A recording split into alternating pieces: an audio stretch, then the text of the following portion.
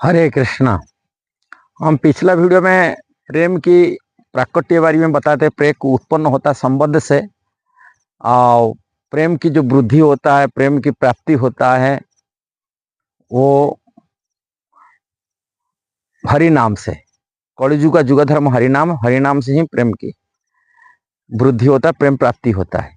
कृष्ण के प्रेम, इसका मुख्य जो साधन है हरिनाम। और संबंध रिलेशन जब हम रखते हैं, किसी से रिलेशन होता है तो तभी संबंध होता है। ऐसे भगवान के प्रति, कृष्ण के प्रति जो रिलेशन होता है, तभी संबंध, प्रेम की उत्पत्ति उनकी होता है।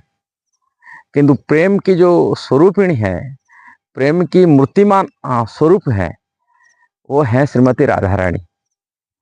राधा रानी की प्रेम की मूर्तिमान की स्वरूप आह्लादिनी शक्ति, चैतन्य चरितमृत में कहा गया, जो आह्लादिनी शक्ति है, आनंद देने वाला शक्ति है। आनंद की जो भाव माने ये होता है, मन आनंद की जो निचोड़ वस्तु होता है, वो होता है प्रेम होता है। और जो प्रेम होता है, वो प्रेम की जो गाढ़ वस्तु होता है, वो भाव होता है। भाव की जो गाढ़ वस्तु होता है महाभाव, और महाभाव की स्वरूपिणी श्रीमती राधा रानी। ये चैतन्य चरितमृत में इसकी व्याख्या किया गया। श्रीमती राधा रानी मूर्तिमान है। इनकी जो प्रेम है, वो प्रेम के बारे में हमारे गुरु महाराज कहते हैं, जब श्रीमती राधा रानी कृष्ण की बुलावा होता है, कृष्ण की के लिए जाना होता है, वो कुछ भी नहीं देखती है। कितना गर्मी पड़े, और गर्मी के मध्य धूप में, गर्मी में माने पैर जल जाता हो, फपला पड़ जाता, तो वो नहीं देखती हो, सीधा भागती कृष्ण के पास। कि रात अंधकार हो, कितना अंधकार हो, कितना बारिश हो, झड़ हो, तूफान हो, आंधी हो, वो भी नहीं देखती। कृष्ण को मिलना है, जाना है, वो भी देखते नहीं। कि परिवार के, समाज की रिवाज हुए हैं, कोई परिवार लोगों कुछ बोलेंगे, ये बोलेंगे, उसके भी नहीं देखते। ना लाज शर्म, समाज आर्यपथ की नीति नियम की, देह धर्म, कुछ भी नहीं। कुछ भी हो जाए कि वो राधा कृष्ण के प्रति दीवानी होते। इसकी उदाहरण एक वो कहा जाता है, कृष्ण के लिए उन कैसा होता है। द्वारिका में ऐसे लीला आती है। द्वारिका में राधा रानी मिलने के लिए जाते कृष्ण को। द्वारिका में रात की भोजन की टाइम में रुक्मणी को भगवान कृष्ण कहते हैं, राधिका रात को कुछ खाना खाती नहीं, वो दूध पीती है, और दूध पिला देना, गर्म दूध पिला देना, दूध दे देना। वो उन्हें देखा नहीं, पूरा रुक्मणी जी का चांदी की ग्लास में गरम गरम दूध लेके जाता है, और चांदी ग्लास में ठंडी तो दूध नहीं होता जल्दी। बोलते कृष्ण दिए, कृष्ण बोले दूध पीने के लिए, दे के आ गए। राधा रानी कृष्ण दिए बोले कहा कर सोच के सीधा पी लेती है दूध को।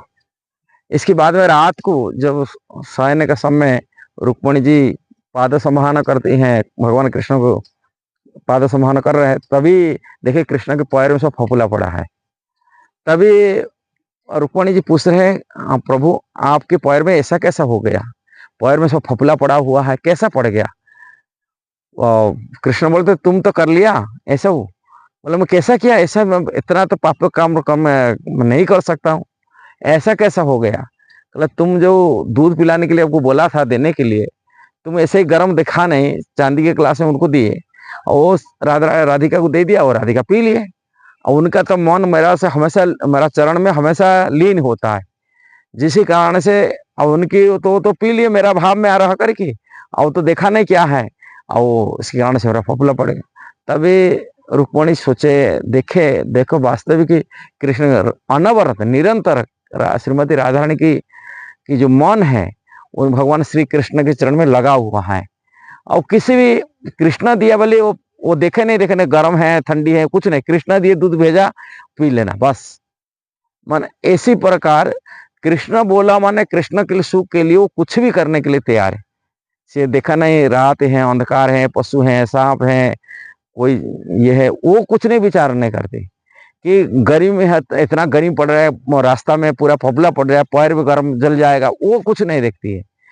किसी भी कृष्ण के सुख देने के लिए, कृष्ण सुख के लिए अपना समस्त सुख को, लाज शर्म लज्जा धर्म, सब स्तर का धर्म को त्याग करे। देह धर्म हो, जाति धर्म हो, वर्ण धर्म हो, कि आर्य प्रथा के नियम कानून हो सब कुछ तोड़ ताड़ करके वो कृष्ण सुख के लिए जाना वाले व्यक्ति हैं, वो है श्रीमती राधा रानी।